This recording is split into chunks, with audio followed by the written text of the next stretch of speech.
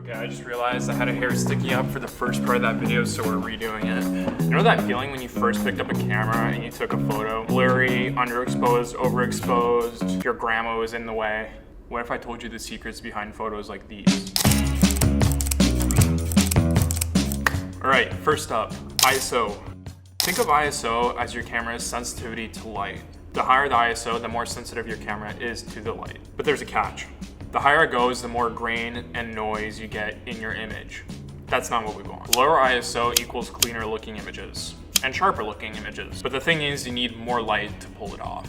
When you're outside of broad daylight, there's tons of light to work with. Keep that ISO low, around 100. That's the base ISO for most cameras. The sun's got your back. But when you step indoors into darker environments, you might want to push that to around 400 to 800. For things like night photography, you'll be pushing 1600 and higher. But be careful. High ISO is like fast food. It's quick, it's convenient, but it's not always the best quality. Here's the shot I took at around 100 ISO, and here's a shot I took with a higher ISO. Do you see the difference? The more expensive your camera is, generally the better it'll handle high ISO, but that doesn't mean you should still use it. Higher-end cameras can go up to ISO 100,000, but the shot still doesn't come out that great. Use ISO when you need to, but never as a first option. Okay, up next we have aperture, or how I like to call it, the blur factor. Aperture is that little F you see on your lenses, on your camera.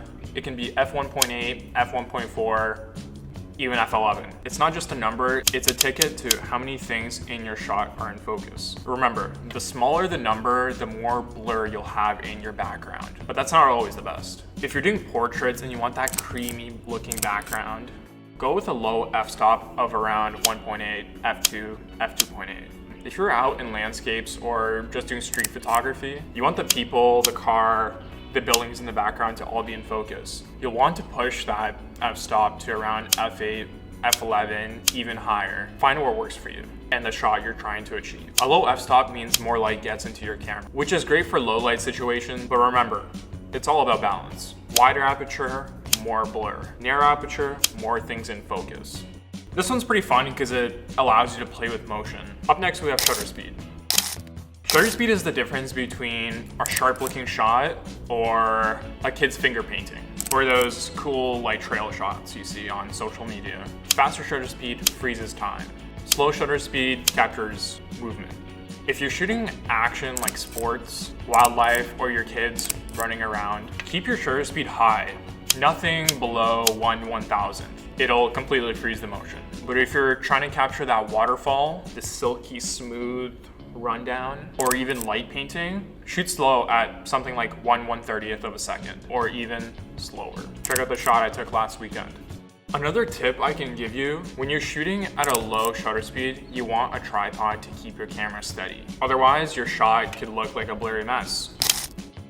Moving on, do not let autofocus fool you. Autofocus is great when it works, but sometimes your camera has no idea what you want to focus on. You'll end up with sharp backgrounds and blurry people. Or worse, you'll just miss focus completely. Here's the trick. Switch to a single point focus mode on your camera, which lets you select the exact spot you want to focus on. You want to shoot somebody's eyes? Put the focus area onto their eyeball.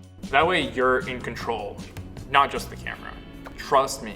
That little trick makes a world of a difference whether you're shooting a portrait or a plant on the ground.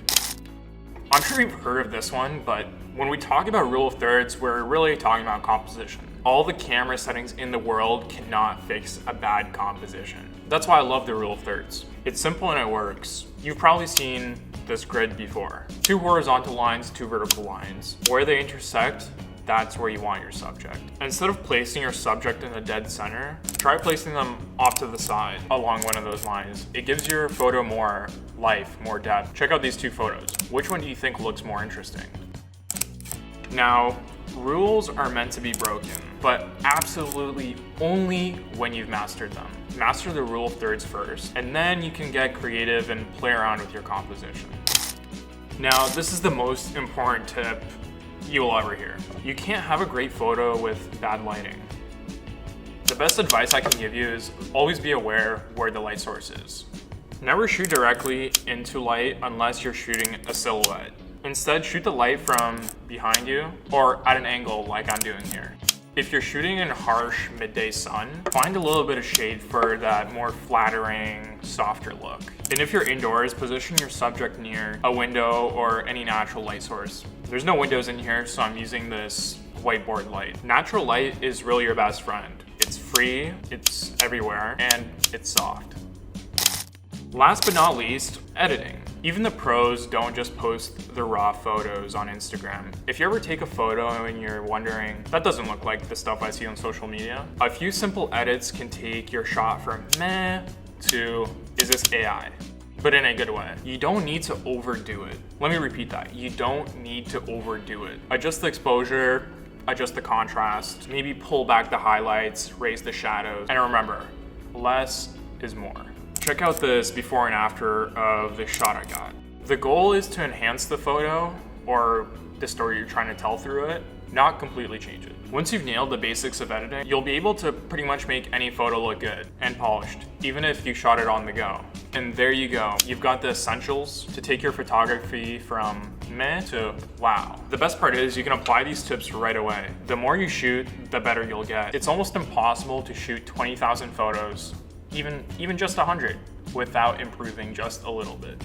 Subscribe for more tips. If you found this video helpful, drop a like, leave a comment. I love hearing about what you guys think or any ideas for the video I should make next. All right, I'm gonna go finish this coffee.